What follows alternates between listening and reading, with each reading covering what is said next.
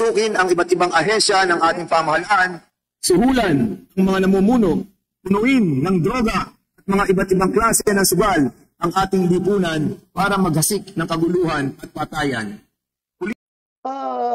Malungkot in the sense na ganoon na pala kabilis magbago ang ugali ng tao. Ganoon na pala kabilis magbago ang view ng tao, no?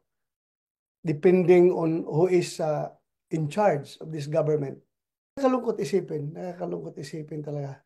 Kung ganoon sila kabilis noon, they are singing hallelujah to us for thank you for the drug war, thank you for the peace and order, thank you for the tranquility, thank you for keeping the streets safe from the drug menace. Thank you and thank you, bow and bow. For those who are so fast in changing their stand, in changing their views, and changing their everything, all I can say is that these people are so opportunistic. Malungkot in the sense na ganoon na pala kabilis magbago ang ugali ng tao. Ganoon na pala kabilis magbago ang view ng tao, no? Depending on who is in charge of this government. Nakakalungkot isipin talaga. Kung ganoon sila kabilis noon, they are singing hallelujah to us for thank you for the drug war, thank you for the peace and order, thank you for the tranquility, thank you for keeping the streets safe from the drug menace.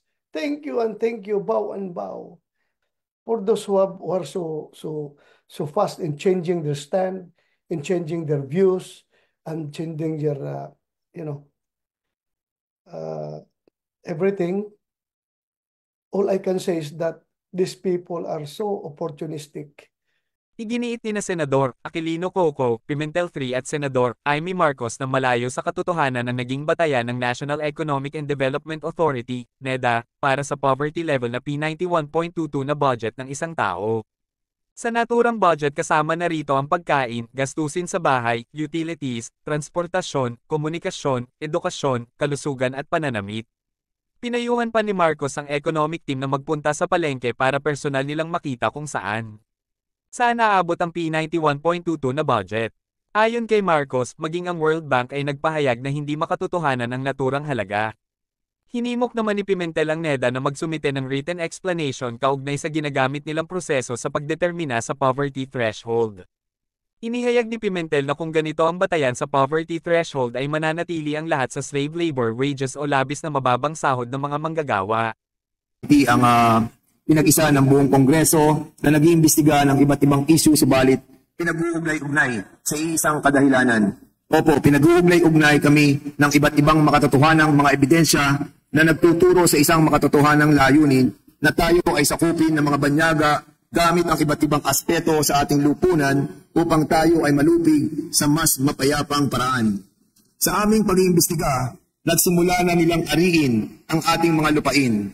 Ganun din ang mga iba't ibang korporasyon na pag-aari ng mga banyaga, direct man o indirect. Sukin ang iba't ibang ahensya ng ating pamahalaan, suhulan ang mga namumuno, punuin ng droga at mga iba't ibang klase ng sugal ang ating lipunan para maghasik ng kaguluhan at patayan. Pulis laban sa ating mamamayan, mga maling buy-bust operation upang maisakatuparan ang kanilang quota system, mga bagay na nangyari at isinakatuparan sa nakaraang administrasyon na lumalagas-las pa sa ating kapanahunan. Ang lahat ng ito ay kailangang maganap upang magkaroon tayo ng takot na maghuhudyat ng madaliang pagkasira ng ating moral at pagsuko sa mga dayuhang mananakop na ang layunin ay kontrolin ang strategic location ng ating bansa sa mapa ng mundo. Tandaan po natin, ang Pilipinas ay unang daan mula sa Pasipiko, papunta sa buong Asia. Tayo ang tanging daluyan ng malayang kalakalan mula kanluran patungo dito sa silangan at kailangan nila itong makontrol. Ang West Philippine Sea ay atin, subalit noong 1988, sinimulan nila nilagyan ng infrastruktura, pinalawak ang kanilang military presence and naval bases sa nasabing lugar. Ang ating Scarborough Shoal na nasa loob ng ating exclusive economic zone, pinasok na rin nila na kailangan panlagyan ng kanilang Coast Guard ng 300 meter long ball buoy barrier na kung saan sa utos ng Pangulong Ferdinand Marcos, pinutol ang barrier and anchor ng mga Coast Guard natin na nagprevent ng mga maangingisda. Salamat sa Presidente sa pakikipaglaban sa ating teritoryo. Itong mga permanenteng pasilidad na ito ay may mga katotohanan hindi natin maikakaila. At sa kanilang malawak na pagnanais na masakop at makontrol tayo mula sa labas sa ating karagatan at sa loob sa ating kalupaan. Kaya bilyong-bilyong pera ang kanilang binuhis sa ating bansa upang mamili ng madaming lupain. Bilyong-bilyong piso din ang binuhos nila sa pagtatayo ng mga pogo sites sa ating bansa. Iba't ibang korporasyon ang kanilang mga ginawa sa pakikipagsagwatan ng kapwa nating Pilipino na nagbebenta ng ating kalayaan sa ngalan ng tawag at kislap ng salapi. Ang mga opisyal ng ating pamahalaan mula sa kataas-taasan at sa pinakamaliit na sangay ng barangay at sa mga nagtatanggol ng ating seguridad ay dapat lamang managot di lamang sa ating batas kundi na rin sa buong sambayanan. Nagsisimula ng magising ang ating mga kababayan. Mas lalo nilang nalalaman ang buong katotohanan at mailagay sa tamang aspeto ang balikong polisiya na pinairal ng mahabang panahon sa ating lipunan. Sa ating pong mga representante ng 19th Congress at mga miyembro ng 4 na mga komiting ito, kasama ang ating tagapanguna na si Speaker Martin Romualdez, ituwid po natin ang mali. Lagutin ang mga may sala, proteksyonan ang ating karagatan at ipagtanggol natin ang ating kalayaan. Buhay ang bagong Pilipinas. Thank you, Chairman Dan Fernandez. So before we proceed with the committee proper, for a smooth and orderly interpellation, may we ask the Vice Chair of the Committee on Dangerous Drugs, Public Order, and Public Accountability, Chairman Akop, to discuss the ground rules. Chairman Akop, you are recognized.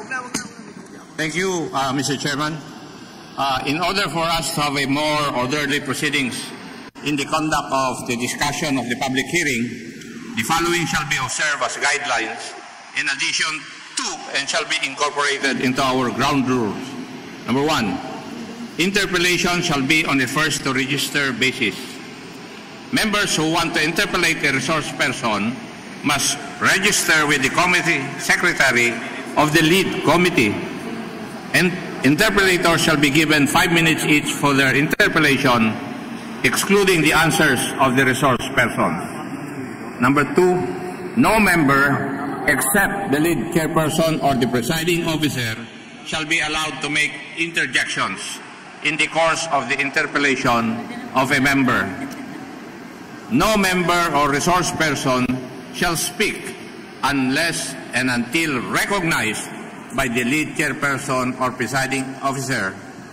As these guidelines constitute additions to our ground rules, I therefore move, Mr. Chair, for its adoption effectively, amending the ground rules that we have approved subject to style. I so move, Mr. Chair. Second, Mr. Chairman. Second. There is a motion to approve additional ground rules in the conduct of our committee hearing, duly seconded. Hearing no objection, the motion is carried. Now we proceed. May we ask the committee secretary to please, or before that, allow the chair first to dispose of some admin matters. The committee is in receipt of several letters coming from our invited resource persons who will not be able to attend today. A letter from Lieutenant Colonel Joey Caise, a letter from Attorney Nadine Faye C. Miralles, the Council of